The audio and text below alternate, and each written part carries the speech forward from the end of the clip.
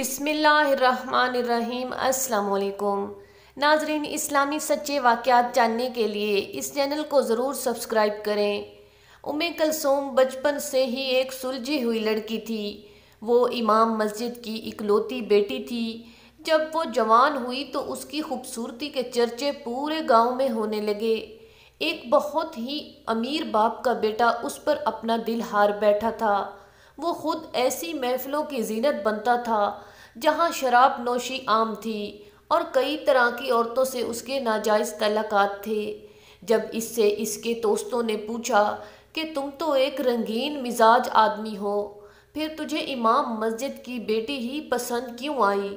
اس بات کے جواب میں اس امیر زادے نے کہا، یہ سب چیزیں تو میں اپنا دل بہلانے کے لیے کرتا ہوں، مگر ان کو میں اپنے گھر کی زینت تو نہیں بنا سکتا۔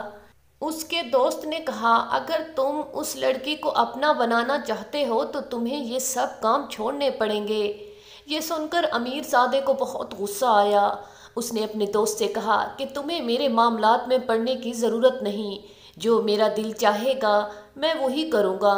رئیس کا دوست اس کے خرچے پر ہی پل رہا تھا۔ اس نے دل میں سوچا کہ یہ تو عقل کا اندھا ہے ہی، اگر میں اسے ناراض کر بیٹھا تو میرا تو خرچہ پانی ہی بند ہو جائے گا۔ اس نے اپنے امیر دوست سے کہا، یار میں تو مذاق کر رہا تھا، تم بالکل ٹھیک بات کر رہے ہو۔ رئیس کے بیٹے نے اپنی ماں کو امام مسجد کے گھر بھیجا تاکہ وہ اس سے رشتے کی بات کر سکیں۔ امام مسجد نے کہا، مجھے سوچنے کے لیے وقت درکار ہے، میں اپنی بیٹی کی مرضی ضرور پوچھوں گا۔ اس کے بعد مولوی صاحب اپنی بیٹی کے پاس آئے اور کہا، گاؤں کے سب سے امیر آدمی کی بیوی اپنے بیٹے کے لیے ہمارے گھر آئی تھی، میں تم سے تمہاری مرضی پوچھنا چاہتا ہوں۔ کلثوم نے کہا، ابا جان، وہ ایک عیاش اور بدکار انسان ہے، اگر آپ میری مرضی پوچھنا چاہتے ہیں تو میں ایسے شخص کی شریک حیات نہیں بن سکتی۔ مولوی صاحب نے کہا، تم نے میرے دل کی بات کر ڈالی، مجھے بھی وہ آدمی پسند نہیں ہے، بس میں یہ دیکھنا چاہ رہا تھا کہ تم کون سا فیصلہ کرتی ہو۔ کچھ دنوں کے بعد امیر زادے کی ماں دوبارہ مولوی صاحب کے گھر آئی۔ مولوی صاحب نے صاف انکار کر دیا۔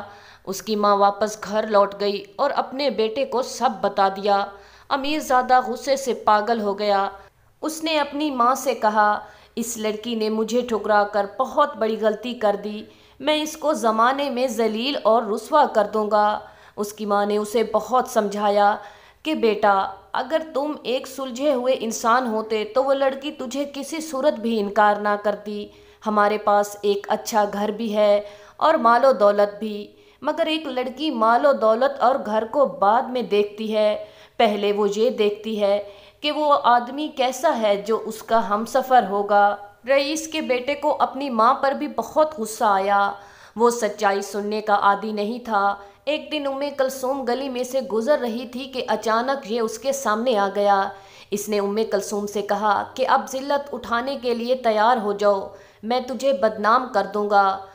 کلثوم نے کہا کہ عزت اور ذلت اللہ کے ہاتھ میں ہے، اگر وہ کسی کو ذلیل کرنا چاہے تو کوئی اسے معزز نہیں بنا سکتا، اور اگر وہ کسی کی عزت کی حفاظت کرنا چاہے تو کوئی دوسرا اسے ذلیل نہیں کر سکتا۔ یہ کہہ کر کلثوم تو چلی گئی، مگر امیر زادہ اب کلثوم کو بدنام کرنے کے منصوبے سوچنے لگا۔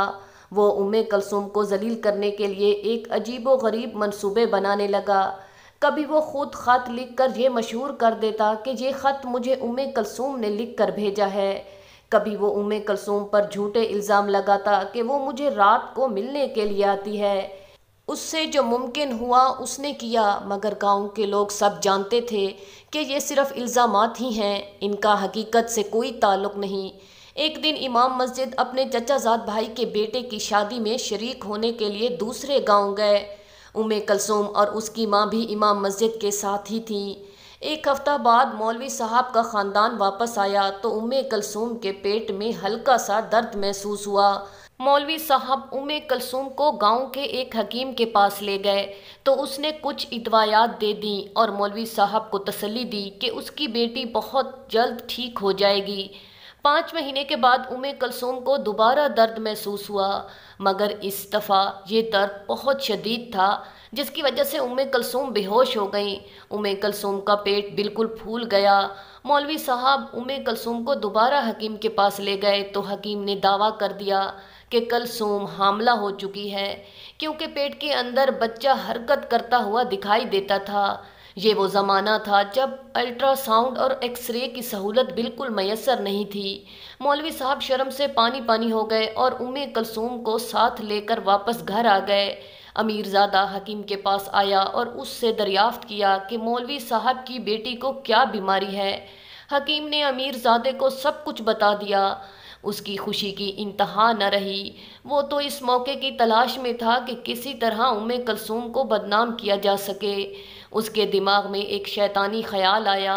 اس نے ایک میراثی کو بہت سارے پیسے دے کر کہا کہ ڈھول بجا کر پورے گاؤں میں مشہور کر دو کہ امام مسجد کی بیٹی بغیر نکاح کے ہی بچے کی ماں بننے والی ہے۔ بہت سارے لوگ یہ بات سن کر مولوی صاحب کے دروازے پر جمع ہو گئے۔ وہ مولوی صاحب سے حقیقت جاننا چاہتے تھے، مگر مولوی صاحب کا جھکا ہوا سر دیکھ کر سمجھ گئے۔ انہوں نے نہ صرف مولوی صاحب کو مسجد کی امامت سے ہٹا دیا، بلکہ یہ مطالبہ بھی کر دیا کہ 2 دن کے اندر اندر یہ گاؤں چھوڑ کر چلا جائے، کیونکہ ہمارے گاؤں میں ایسے بے حیا لوگوں کے لیے کوئی جگہ نہیں ہے۔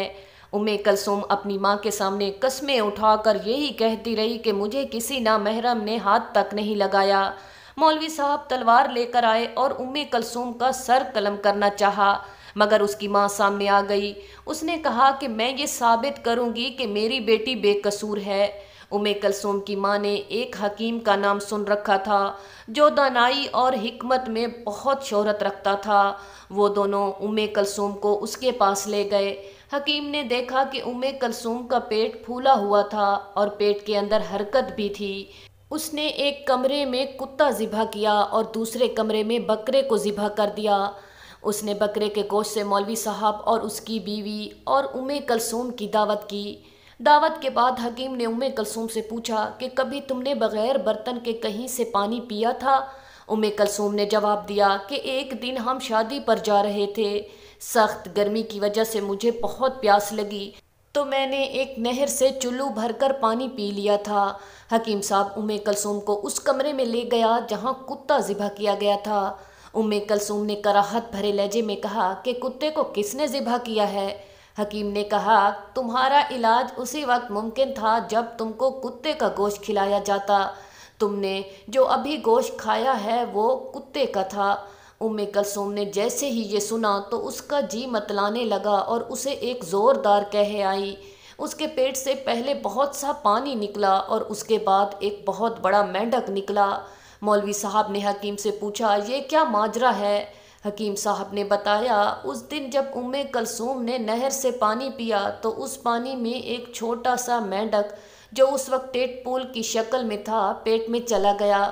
وہ پیٹ میں ہی پرورش پاتا رہا اور جب وہ پورا مینڈک بن گیا تو پیٹ پھولنا شروع ہو گیا، بالکل اسی طرح جیسے ہی کوئی عورت امید سے ہو۔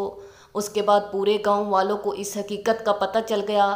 گاؤں والے مولوی صاحب سے معافی مانگنے اس کے گھر آ گئے، مگر اس واقعے کے بعد مولوی صاحب پوری زندگی اپنی بیٹی سے معافی مانگتے رہے کہ بیٹی مجھے معاف کر دینا، میں نے تمہارے کردار پر شک کیا تھا۔